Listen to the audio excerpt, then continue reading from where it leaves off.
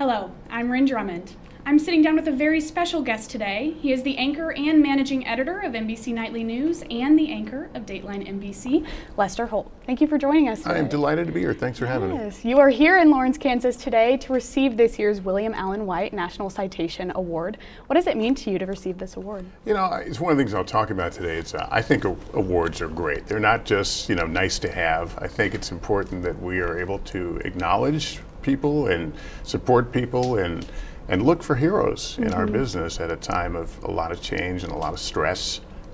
So it means a lot. I was thrilled to get the invitation. I immediately went to Google and figured out how do I get there, and we figured it out. So I'm taking a couple of nights off my broadcast to be here, and it's great to look around and see people who do what I do, who want to take the industry farther and to new reaches, and it's been a blast. Yeah, and you were chosen for the award because of your outstanding work in journalism, and we're going to touch on that in a moment. But first, let's go back to the beginning. Sure. So how did your career in journalism start, and where did you, kickstart your career? Well, you may send me packing if I tell you the real story, because it's a kind of an uneven and a different path. I had a love of broadcasting since I was very young. We're talking, 10, 11, 12 years old. I used to sit in my bedroom with a tape recorder and a record player. Your parents will explain what that is. And I would record myself reading the newspaper, announcing records, just really trying to get into the business. I would hang around at radio stations. Ultimately, I got a job kind of interning at the NBC station in Sacramento. Okay. It wasn't quite a formal internship. I mainly just hung around and did odd jobs. And I don't think anybody knew quite who I was, and so they just let me hang around. Then I got a job as a disc jockey, playing country and western music from midnight to 6 a.m. on weekends. And that furthered my interest in broadcasting. And then when I went to college, while I was in school, they offered me a full-time job to be a news reporter. So they gave me a Jeep Cherokee with a big logo on the side of it, and two-way radios and police scanners, and I was out chasing news, and I never really looked back. Went to San Francisco, did it for an all-news radio station, and then did TV. So I started in TV in New York City at the CBS station. So it's a crazy path. I tell that story with this, don't try this at home. It was not an easy path. You guys are clearly you got the right idea. Getting a formal education in journalism, and we're all proud and happy for you, and because you're carrying the future. Yeah. And what would you tell that younger self about working in this industry if you could go back? I think, it's funny. I've asked that question to many people, and then when it's asked to me, I'm like, First of all, I think I would tell any young journalist today to write it down, write everything down. You'd be surprised the number of incredible things I've been able to do on this job, and then I forget the moment. And I've learned over time to start, keeping a diary.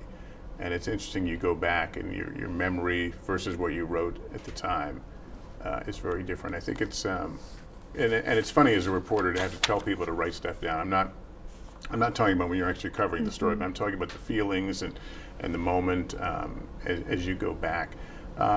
I would also tell myself, I think, to be, to lean more into the storytelling of it all. It took a while because I didn't have a formal journalism education. It took a while to really understand the power of just the words. We're so wrapped up in the visual. Obviously, this is television, but the words and the storytelling are so huge. Yeah. During your time as a journalist, you've covered hundreds, probably thousands of stories. So of all of the stories you've covered, which was your favorite or one that stuck out to you the most over the years? Yeah, I get that question a lot in terms of what's your favorite story in an interview, and I start thinking back to celebrities and athletes and all that. But I always come back to the same thing. They're people that you don't know. They are people I encountered generally at the lowest point in their life who were, facing incredibly difficult odds for, whatever it was going on, and we present ourselves in their lives, and to watch people figure out a way to get up and put one foot in front of the other has always really touched me and surprised me, and I marveled at. So, and I talk about it in my remarks here about these are the people that really, when I think about what I've done and the impact, these are the people that stand out in my mind. Again, you wouldn't know who they are, but I think about them almost every day. Yeah, and you mentioned, you're interviewing people during the most difficult times of their life. What's difficult about that? I think as a journalist, that's something we struggle with sometimes, is how do we approach those situations? So what would your advice be for that? Well, one of the things that I've really learned, along with storytelling, those things, is the power of compassion. When I first got in this business, I thought that journalists had to be unfeeling and both sides of the story, equal time and all that. And you start learning, though, that it's okay. It's not an editorial position to be sad because someone's going through something really difficult. It's not an editorial, when someone's just lost their home or lost their child or whatever it may be, to feel for them, feel empathy, feel sympathy for them. And that was a big breakthrough for me, because I think we have that power, we have that room to offer compassion and also respect for the people we cover. Sometimes you have to walk away. You have to, I've encountered situations where we want to talk to someone who's been through something awful, and at the first moment of no, step back. It's it's not the most important interview in the world, but it is this moment in someone's life that we can't imagine. So I'm really big about talking about again, compassion, sensitivity, and respect for the people we cover. Anybody I interview, whether they have a popular position or not, deserves my respect, and I think that's something we have to bring to the table. Yeah, I think that's great advice. So you are obviously kind of at the top of journalism. What was your I made it moment? Oh wow, I made it. I think it was. I will always remember the first time I filled in on the Today Show. I grew up watching the Today Show, and I just remember as we're getting closer, stage managers are going 1 minute, and I'm thinking, I'm not sure words are going to come out of my mouth when I'm so nervous, and then the music, dun dun dun dun dun dun dun, dun.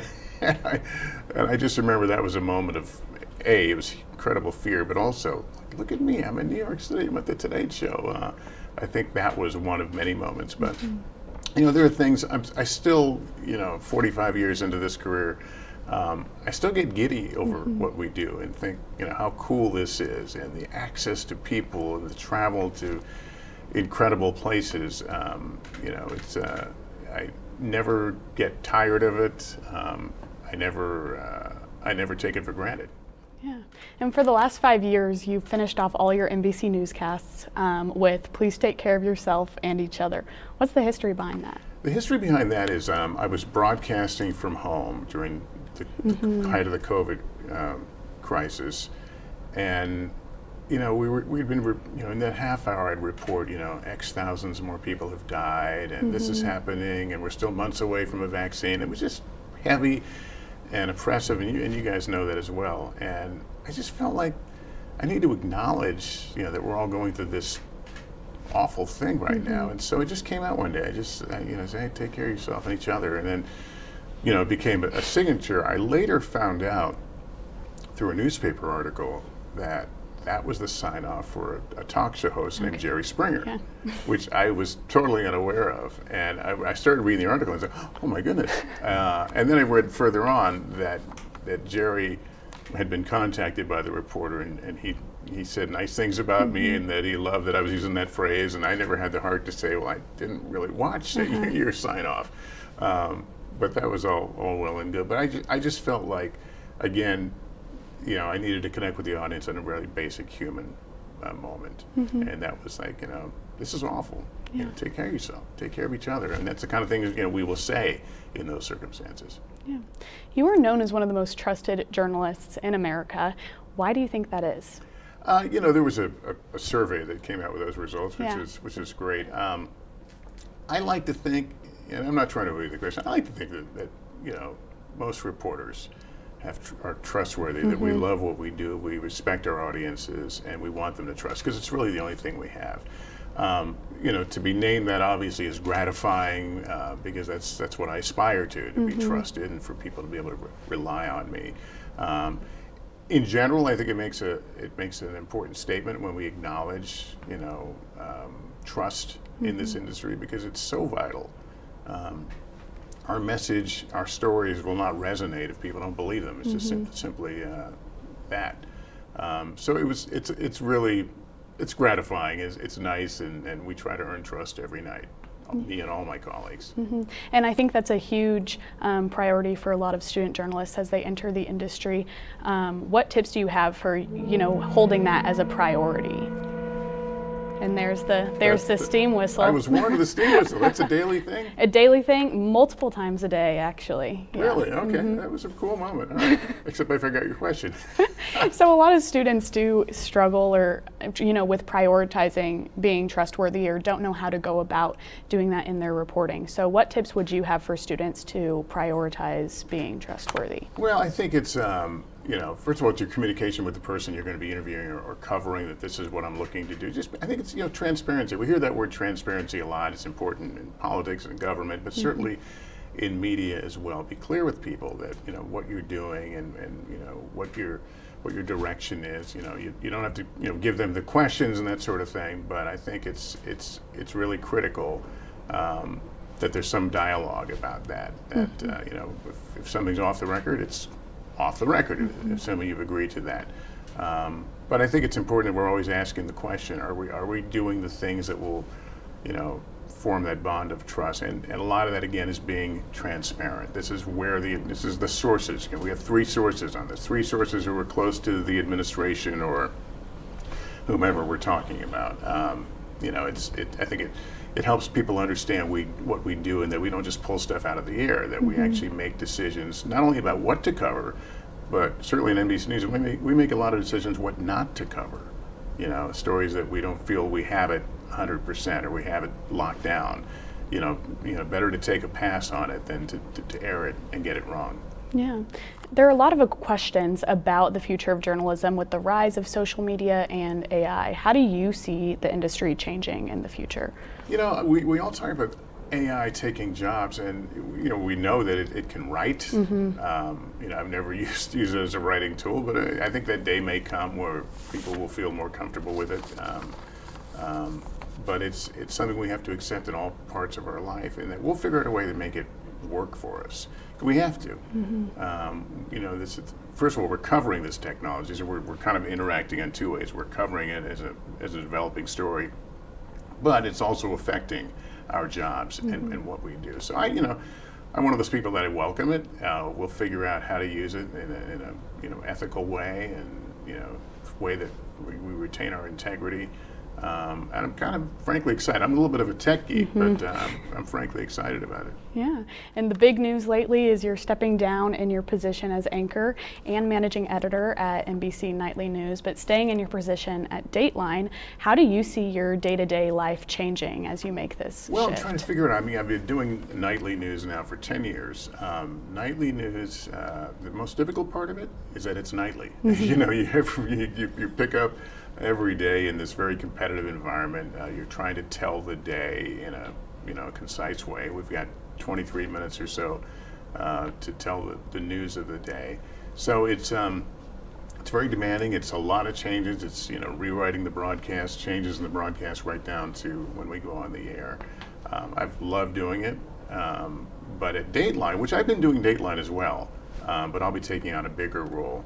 Dateline is long-form journalism, so meaning it's going to take a while. Sometimes some of these stories that we cover, maybe it involves following a trial or something. They will take months before they get on the air, sometimes even years.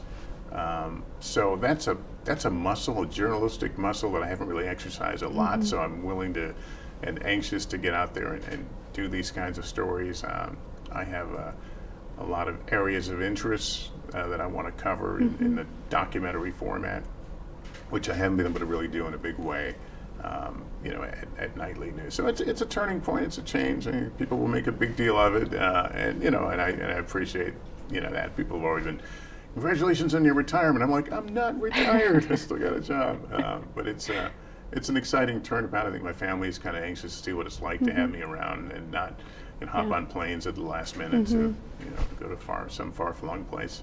Yeah, I think we're all excited to see what you do as well, so looking forward to that.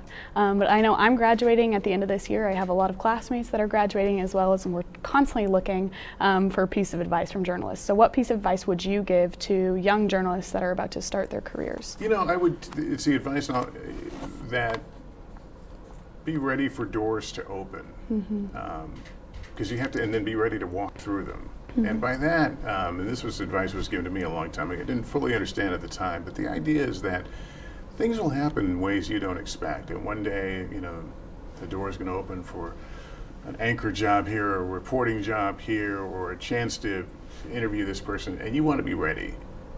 So I talk a lot about you want to be the Swiss Army knife of your newsroom where you're working, meaning that you can do feature stories, you can do hard news stories, you can do political stories, you can do financial stories. You want to be in a way that you're invaluable, that when they look around the newsroom, like, oh, there's Ryn, she can do this, she knows how to do that, and it keeps you, relevant, may keep you employed. But I think it's important advice, and I learned that. I'll be honest with you, up until 10 years ago, I was in a position, I was talking to my bosses about pulling back off the anchor desk entirely. I'd been doing weekends for, a dozen years, and I thought, maybe just get back out in the field, and then circumstances changed, and this job became open, a door that opened. And I immediately realized that I can do this, I can do that job. And so then it all came full circle, the idea of, being ready for doors to open. In this case, the door opened.